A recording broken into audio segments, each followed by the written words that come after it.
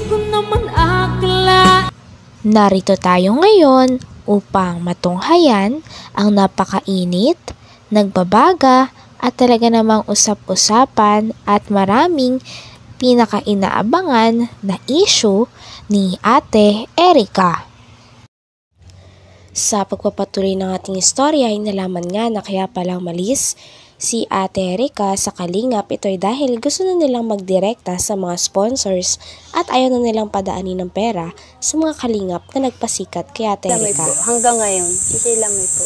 Siya po ang nagbabudget ng gastusin sa bahay kasi po yung nanay naman po niya, talo-talon po niyan. Okay. Parang nagbaliktad po ang mundo. Yung nanay naging anak, yung anak ang naging ina. Pero laos Hindi naman baga po si sa... Erica, hindi na iba-vlog ng Kalingap yan. Wala na. So, Nagkano sila ay kumbaga sa ano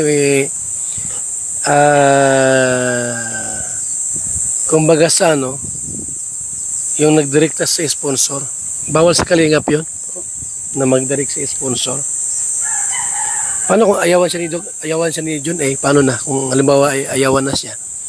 Yun po ang di ko alam Nagalit po. na. Kasi nito nga pong naglipat po sila, wala na po kaming balita. Kasi wala na ditong Erica na po. Wala na po kami pakialam sa kanila. Ayaw na din po ni Papa. Hindi na pa sa si Erica dito? Sila May? Oo, di na po. Ilang buwan na? Tagal na po, mag-ano na. Kung December pa, ilang buwan na? Kasi nagtampo rin naman po kaming kaunti sa kanila. Kasi po nung time po na 50-50 na rin po yan si Mama Swerte na lang po at nabuhay pa. Nung bagong taon na agaw-agaw na rin po yan. Nagtampo rin po ako sa kanila kasi nakuha pa po nila kasing maghanda. Nung bagong taon magpakasaya. Sa halip na kami nasa ospital. Nung time na yun. Talagang... Hindi naman baga po sa... Kuya Val, grabe, nasabon mo ako doon na naiingit. Naiingit sa pera. Malay ko. Hindi po kuya, di ako naiingit. Hindi Ang ano ko naiinggit. lang po talaga yung kagaya po nung dati nung wala pa silang mga pera. Yung damay-damay kami.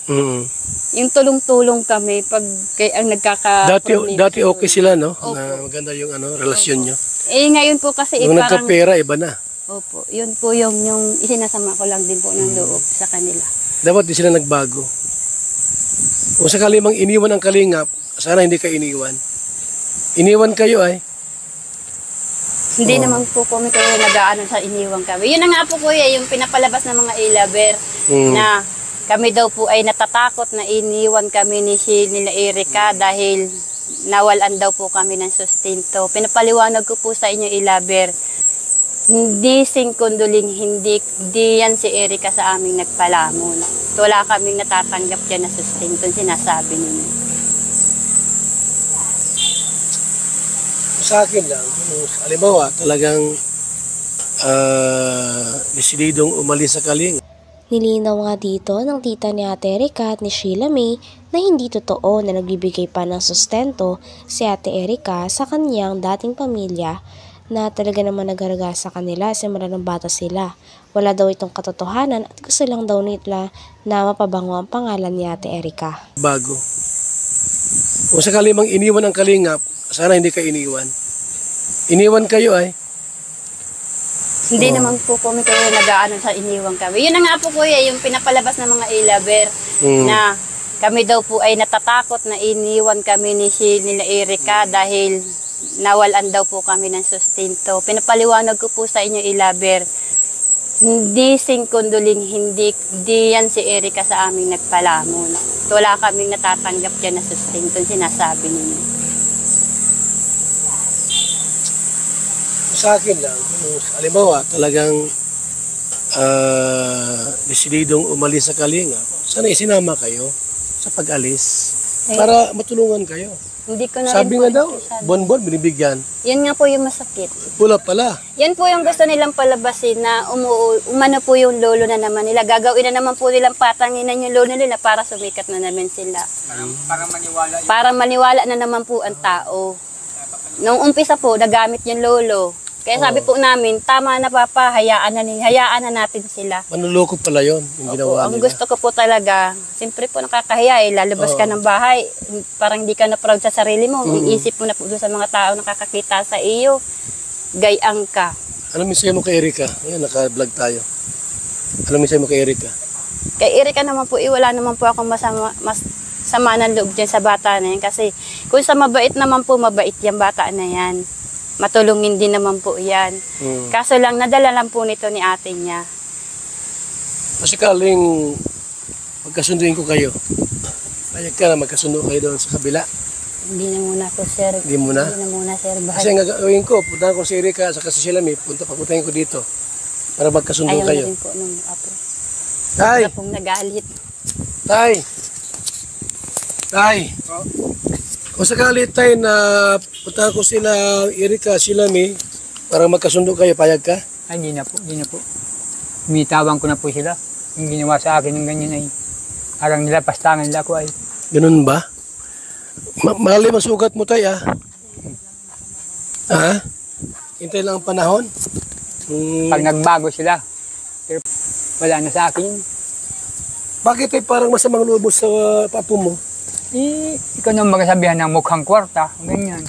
Aba, anong kwarta mo bigyan sa akin? At sasabihin nila, Siya may sabi mukhang kwarta ka. si sila mi, Mukhang kwarta ka daw? itong tanda kong ito, sabihin ako ng ganyan. Walang kaugali. Grabe naman. Hindi dapat. Dito nga ay makikita talaga na galit na ang lolo nila Ate Erika dahil sa kalapastanganan daw na ginawa nila sa lolo nila. Ang lolo daw kasi at lola nila nagpalaki kay Ate Erika at sa kapatid niya. Kaya talaga nagagalit ang lolo nila na nag-ibang ugali nila at pinapahiya nila ang kanilang pamilya. Ha? Hintay lang ang panahon. Pag nagbago sila, pero wala na sa akin. Bakit ay parang masamang loob sa papo mo? Eh, ikaw nang magsasabihan ng mukhang kwarta, ganyan. Aba, anong kwarta mo bigyan sa akin? At sasabihin nila, Siya may sabi mukhang kwarta ka. si sila mi, Mukhang kwarta ka daw? itong tanda kong ito, sabihin ako ng ganyan. Walang kaugali. Grabe naman. Hindi dapat bilang isang apo, huwag magsalita ng ganon. Sa lulo na sabihang mukhang pera. Saan sila nang galing? Sa amin, nagpalaki. Kami nagparal, kami nagpalaki kanila. Wala silang utang na loob. Bakit tay, sobrang mo sa kanila, hinanakit? Dahil dyan? Yung sa mga winiwikan na sa amin na lapastangan yung mga apo nila. Nalapastangan nila kami. Kaya ayaw ko na. Mas hindi kayo magkasurundo. Hindi ko na hinagad na magkaayos pa kami. Maski yung ina niya. Yung ina wala din namang kwansan. Anak mo yung ina? Po. Pero bakit ayaw mong anak mo? Ay, hindi nga po marunong magpangaral sa anak. Dapat isang magulang, pangaralan yung anak niya para matuwid. Matuwid yung anak nila. Ay wala. Kampi pa. Kampi pa? Kampi pa dun sa anak. Nagpiagyesiraan pa nga yung nanay niya. Yan daw ay talagang naghahambog lang. Magkasakit. Bakit ganun sila? Ay, awan ko doon. Hindi ko alam. Ha? kasi nung ilabe. Ay, lovers, gumagawa ng kasinungalingan yung iba. Ginagawa. Yung pinto. Ima Torres po ang laging araw-araw ni Sheila may kausap. Ima Ima Torres. Torres. Ima Torres. Lagi yung kausap nila. Yung namumuno po sa ilabe. Parehas po sila ng Sheila. Tamang panggawa ng kwento. Puro paninira. Pangkalkal ng buhay. Yun lang. Wala na po kwebel na kanya na decision na magkasurundo pa kami. Wala ka nang paano magkasundo kayo.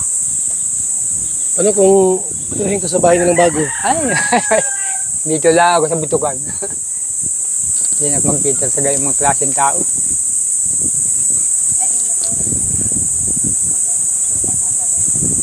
Sino yung iba pangalan binanggit mo? Yung mga pala po yung suicide mo sila. Sino?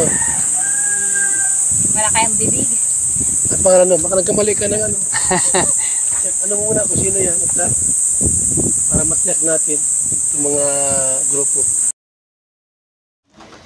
Hanggang dito na lamang muna ang ating napakainit, nagbabaga at talaga namang pinakausap-usapan na issue ni Ate Erica. Maraming salamat sa inyong panunood. Hanggang sa muli. Bye!